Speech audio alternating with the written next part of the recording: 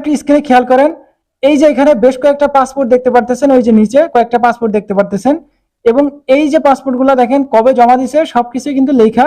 আমরা আজকে সকালবেলায় কয়েকটা ভিডিও কিছু স্ক্রিনশট আমাদেরকে শেয়ার করছে, সেখান থেকে একদম ইটালি দূতাবাস থেকে কালেকশন করে সাথে সাথে আমাদেরকে শেয়ার করছে।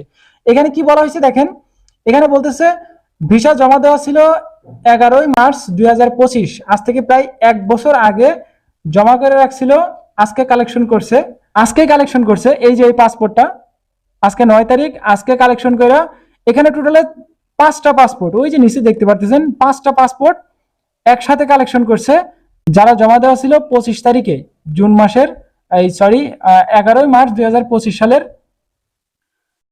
মার্চ মাসে জমা দেওয়া ভিসা হাতে পাইছে এই জুন মাসের 9 তারিখ, আজকে গত পরশুদিন পাসপোর্টগুলো কালেকশনের এসএমএস আসছিল, মানে 7 তারিখে, আর 9 তারিখে কালেকশন করে ভিসা পাইছে। এই পাসপোর্টগুলো জমা দেওয়া ছিল, 3টা পাসপোর্ট ছিল ফ্যামিলি বিষয়, আরেকটা ছিল এটা ডোমেস্টিক বিষয়, ফ্যামিলি বিষয়ের সাথে ডোমেস্টিক, আর একটা ছিল স্টুডেন্ট ভিসা। 5টা পাসপোর্ট একসাথে আজকে কালেকশন করে ভিসা পাইছে। তো এটা জমা দেওয়া ছিল ঢাকায়,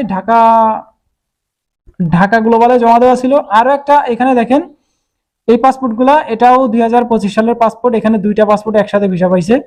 এই পাসপোর্টগুলা জমা দেওয়া ছিল 8ই সেপ্টেম্বর 2025, সেপ্টেম্বর মাসের 25 তারিখে, তার মানে আজ থেকে প্রায় 1.5 বছর আগে জমা দেওয়া ছিল, আজকে কালেকশন করে আলহামদুলিল্লাহ সে পাসপোর্টে ভিসা পাইছে। এই পাসপোর্টটা জমা দেওয়া ছিল ঢাকায়, এই 2টা পাসপোর্ট একসাথে ওয়ার্ক ভিসায় জমা দেওয়া ছিল, এই পাসপোর্ট 2টা একসাথে কালেকশন হয়েছে, এরা পাসপোর্টে ভিসা পাইছে। ঢাকা, চট্টগ্রাম এবং সিলেট এই 3টা ভিএফএস গ্লোবাল মিলায়া প্রায় 1.5 থেকে 200 জন পাসপোর্ট কালেকশন করতে গেছিল। মোটামুটি আকারে আজকে work visa, family visa, student, tourist মিলায়া প্রায় 50 থেকে 60টা পাসপোর্ট 3টা গ্লোবাল মিলায়া পাইছে।